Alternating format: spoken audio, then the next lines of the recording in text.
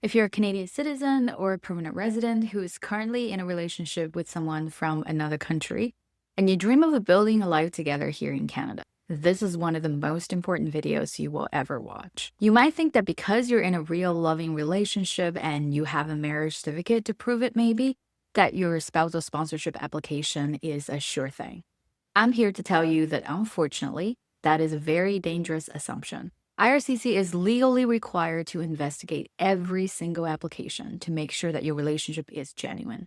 They're actively hunting for what they call relationships of convenience, marriages that are just a ticket to get into Canada. To do this, they look for red flags. These aren't automatic refusals, but they are giant warning signs that will trigger a much more intense, skeptical, and difficult review of your file. Today, we're pulling back the curtain and showing you the 5 biggest red flags that can get your spousal sponsorship application refused. And more importantly, you will learn by the end of the video how to support the genuineness of your relationship and avoid these red flags in the first place. Let's get started. Hi, if you're new to my channel, I'm Bella. I'm a regulated Canadian immigration consultant. My job is to help aspiring immigrants like you develop a personalized strategy that makes your journey to Canada as simple and stress-free as possible. That's the work I do with my clients every day, and it's the same guidance I'll be sharing with you right here. First, you need to understand why immigration officers are so skeptical. It's not personal, it's just the law. There's a rule in Canada's immigration regulations that says a relationship is not valid for immigration if it is either entered into mainly to get permanent residence or it's not genuine. The little word "or" is critical. It means even if your relationship is 100% genuine now, an officer can still refuse you if they believe that when you got married, the main reason was for immigration. And the consequences are severe. If they decide your relationship is one of convenience, your application will be refused. The person you're sponsoring could be banned from Canada for 5 years, get a permanent record of fraud with IRCC, and you, the Canadian sponsor, could even face criminal charges. The stakes are incredibly high, so let's make sure that your application won't raise any of these red flags.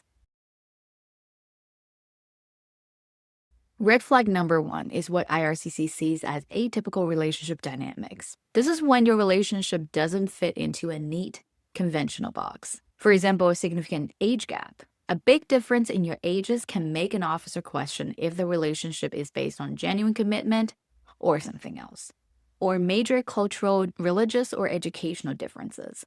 If you come from very different backgrounds, especially from cultures where it's uncommon to marry outside the group, an officer might question your compatibility. Or a language barrier.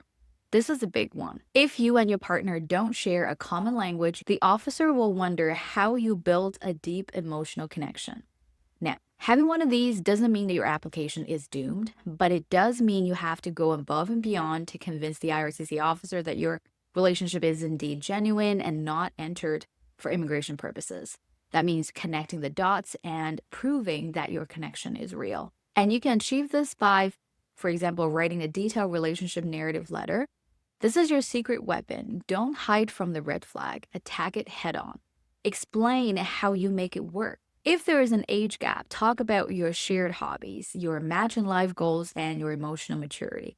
If you have a language barrier, explain exactly how you communicate. Do you use translation apps? Are you taking language classes? Show them. And third, provide proof. Back up your story with evidence. If you're taking language classes, include the receipts. If you are embracing each other's cultures, show photos of you at family holidays or traditional events, and get letters of support from friends and family who can specifically talk about your connection, why it works, despite the differences. Red flag number 2 is all about your timeline. If it looks like you met and got married in a huge hurry, that's a classic sign of a potential marriage of convenience. For example, a short courtship. Get married very quickly after you first met is a huge red flag for IRCC. Or there aren't enough visits. If you're in a long-term relationship, they want to see proof that you've made the effort and spend the money to see each other in person. Or weak proof of contact. They need to see that you have an ongoing active relationship. So if this describes your situation, How do you prove that your romance is the real deal? Well, first, explain your timeline. Again, use your relationship narrative letter to give context. Was there a cultural reason for a quick marriage? Did an expiring visa or job offer speed things up? Be honest and explain the story. Second, curate your evidence. Don't just dump everything all in.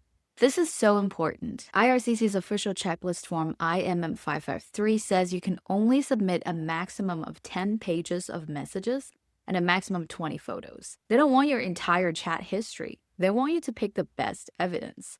So choose messages that show you making future plans, supporting each other through tough times, or talking about your daily lives. Choose photos that show your relationship growing over time in different places and with your friends and family. Third, document every visit. Show them the receipts, provide flight itineraries, boarding passes, and copies of your passport pages with the entry and exit stamps to prove that you made the effort.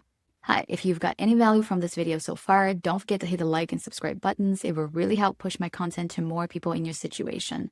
And feel free to leave a comment or questions down below. Red flag number 3 is a big one, a lack of financial and domestic interdependence. In simple terms, IRCC wants to see that you've actually combined your lives. For example, no proof of living together. If you say that you live together, you have to prove it with official documents. If you don't share any money, bills, or financial responsibilities, it looks less like a marriage and more like a roommate situation to an IRCC officer. And this is where you need to provide the hard evidence. This isn't about feelings, it's about official proof. So follow the official checklist, IMM 5533. The government's own checklist tells you exactly what they want. If you live together, you need to provide at least 2 of the following: a joint lease, proof of joint ownership of your home, joint utility bills like gas, electricity, or internet, joint bank or credit card accounts, or car insurance showing you both live at the same address, or government ID like driver's license showing the same address again. Second, show financial support. If you don't live together, show proof that you support each other financially. This could be receipts from wire transfers or evidence of paying for things for each other. And third, explain any gaps. If you can't provide these things, you must provide a detailed written explanation telling the officer why, and give them whatever alternative proof you have. Red flag number 4 is a secret relationship. A real committed relationship usually exists out in the open. If it looks like you're holding your partner from the world, IRCC will get very suspicious. For example, if your family and friends don't know. If your parents, siblings, and close friends have no idea you're married or in a serious relationship, that's a massive red flag. Or there's no social integration. They want to see that your partner has actually met important people in your life. Or inconsistent social media. In 2025, you better believe they might look.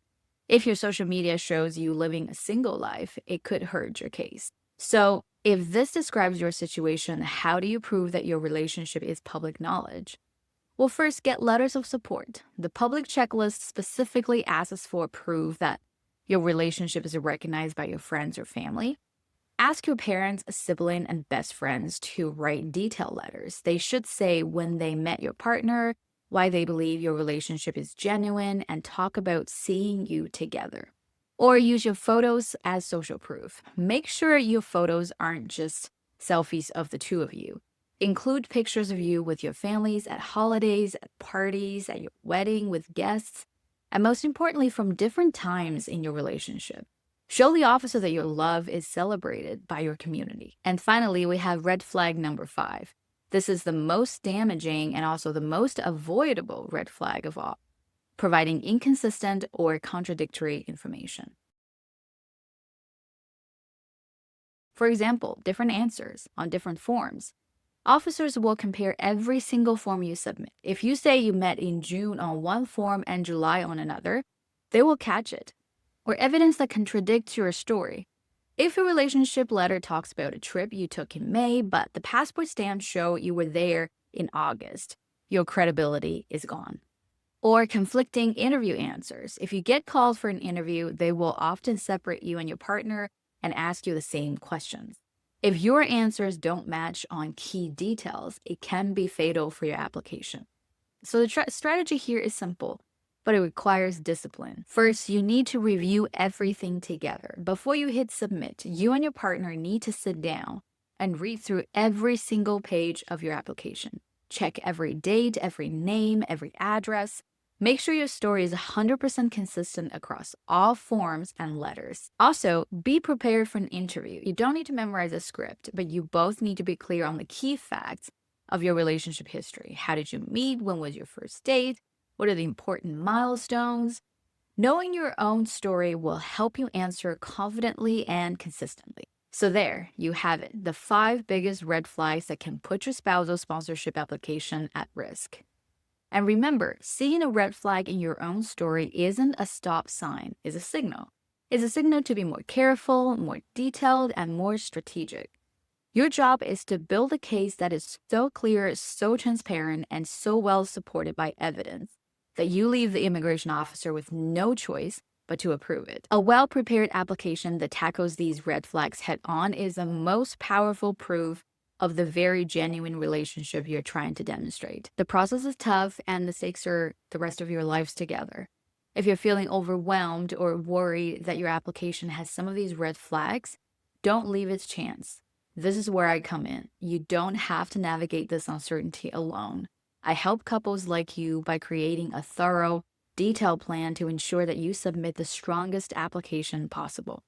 If you want clarity and confidence in your next steps, book a private consultation with me today. Your new life in Canada starts with a simple conversation. If you've made it this far to the video, thank you so much for your support. And if you get any value from this video, don't forget to hit that like and subscribe buttons because it will really help push my content to more people in your situation. And if you feel like this video would be helpful for somebody else, by all means, share it. And if you have any comments or experience you would like to share, feel free to leave them in the comments below. Thanks for watching. See you in my next video.